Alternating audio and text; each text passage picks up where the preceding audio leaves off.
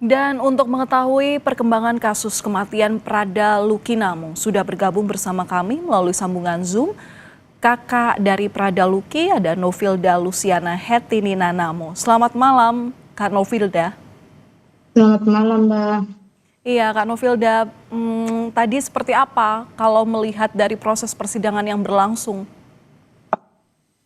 Kalau tadi saya kebetulan menyaksikan lewat tayangan live dari pengadilan militer punya, saya lihat saksi yang hadir tadi itu kebanyakan kayaknya mereka sudah banyak yang dia punya keterangan itu tidak sesuai.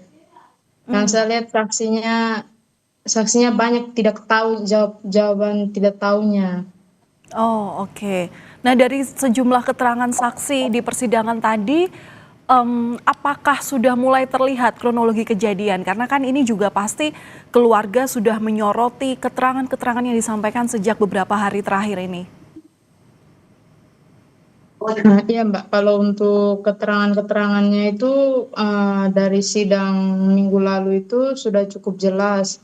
Terus ini yang mulai ini hari dengan besok dan hari Rabu itu nanti keterangan dari saksi tambahan.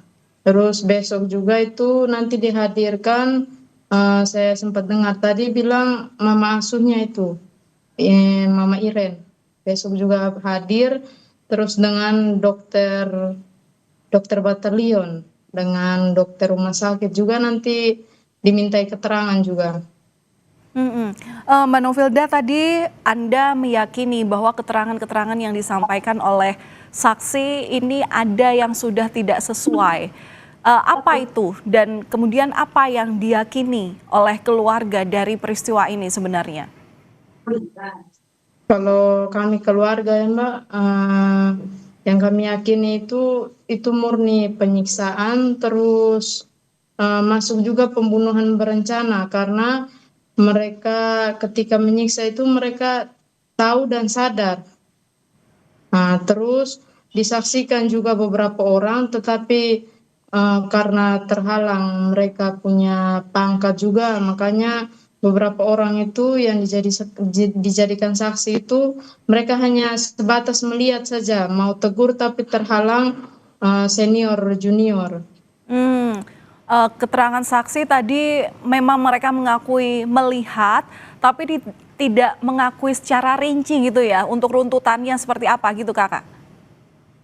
Iya Mbak, untuk yang tadi mereka bilang mereka lihat itu memang banyak sekali. Ini yang dari yang saksi ini hari ya Mbak.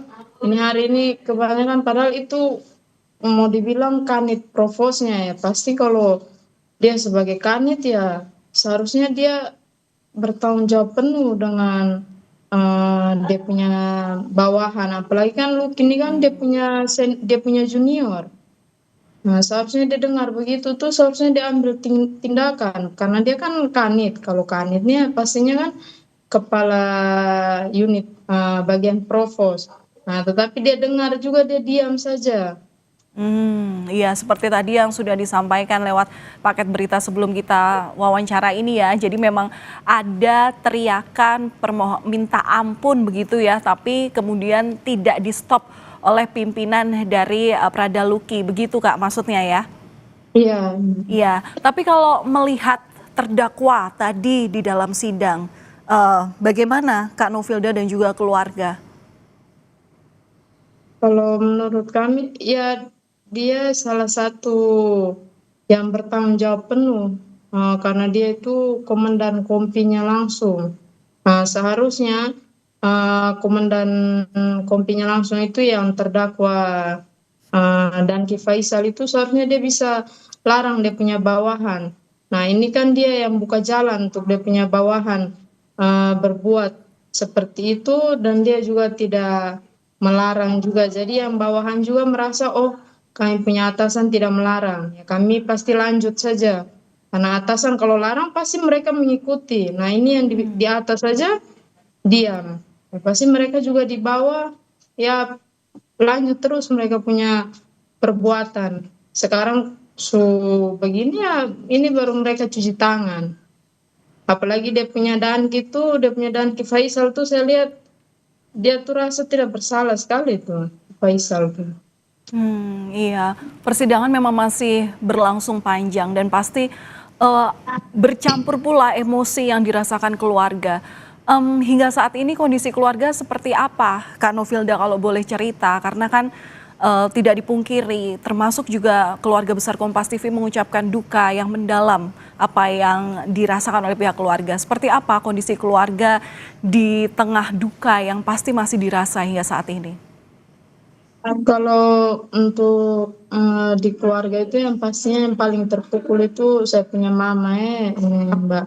Soalnya saya juga kebetulan kerja di luar juga sudah dari tahun 2022. Terus di rumah itu saya punya mama kebanyakan dengan Lucky dengan saya punya adik yang kecil 2 orang. Jadi setiap hari itu saya punya mama ya menghabiskan waktu dengan Lucky. Terus Lucky tes juga.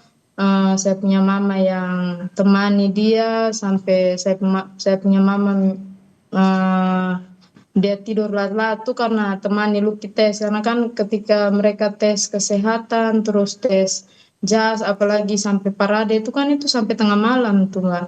Jadi ya Ya. kebanyakan ya dia dengan saya punya mama.